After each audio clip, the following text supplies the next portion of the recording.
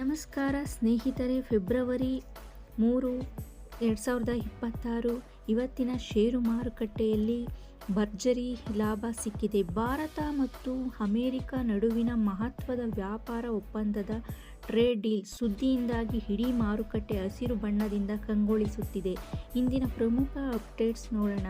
ಮಾರುಕಟ್ಟೆಯ ಸ್ಥಿತಿ. ಸೆನ್ಸೆಕ್ಸ್ ಬರೋಬ್ಬರಿ 2300ರಿಂದ 4000 ಪಾಯಿಂಟ್ವರೆಗೆ ಏರಿಕೆ ಕಂಡು ಸಾರ್ವಕಾಲಿಕ ದಾಖಲೆಯತ್ತ ಸಾಗುತ್ತಿದೆ. ನಿಫ್ಟಿ 50 ಸುಮಾರು 1200 ಪಾಯಿಂಟ್ಸಿಂದ ಏರಿಕೆ ಕಂಡು 26,300ರ ಗಡಿಯನ್ನು ದಾಟಿದೆ. ಏಕೆ ಇಷ್ಟು ದೊಡ್ಡ ಏರಿಕೆ ಅಂತ ನೋಡೋಣ ಬನ್ನಿ. ಭಾರತ ಅಮೆರಿಕ ಒಪ್ಪಂದ. ಅಮೆರಿಕವು ಭಾರತೀಯ ಸರಕುಗಳ ಮೇಲೆ ಸುಂಕವನ್ನು ಟ್ಯಾರಿಫ್ ಹಾಕಿದ್ರು 50%, ಇದನ್ನು 18%ಕ್ಕೆ ಇಳಿಸಲಾಗಿದೆ. ಪ್ರತಿಯಾಗಿ ಭಾರತವು ರಷ್ಯಾದ ತೈಲ ಖರೀದಿಯನ್ನು ಸ್ಥಗಿತಗೊಳಿಸಲು ಒಪ್ಪಿಕೊಂಡಿದೆ. ಇದು ರಫ್ತು ಆಧಾರಿತ ಕಂಪನಿಗಳಿಗೆ ದೊಡ್ಡ ಬೂಸ್ಟ್ ನೀಡಿದೆ.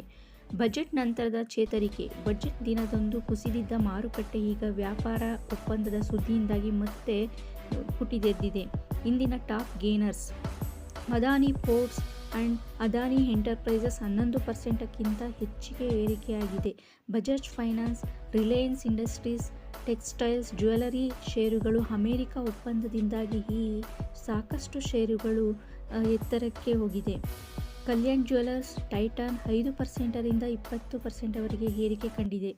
ಇಂದಿನ ಟಾಪ್ ಲೂಸರ್ಸ್. ಮಾರುಕಟ್ಟೆ ಎಷ್ಟು ವೇಗವಾಗಿ ಏರುತ್ತಿದ್ದರೂ ಐಟಿಸಿ ಷೇರು ಸ್ವಲ್ಪ ಮಟ್ಟದ ಕುಸಿತ ಕಂಡಿದೆ. ಷೇರು ಮಾರುಕಟ್ಟೆ ಏರಿಳಿತಗಳಿಗೆ ಒಳಪಟ್ಟಿದೆ. ಹೂಡಿಕೆ ಮಾಡುವ ಮುನ್ನ ತಜ್ಞರ ಸಲಹೆ ಪಡೆಯಿರಿ. ಧನ್ಯವಾದಗಳು.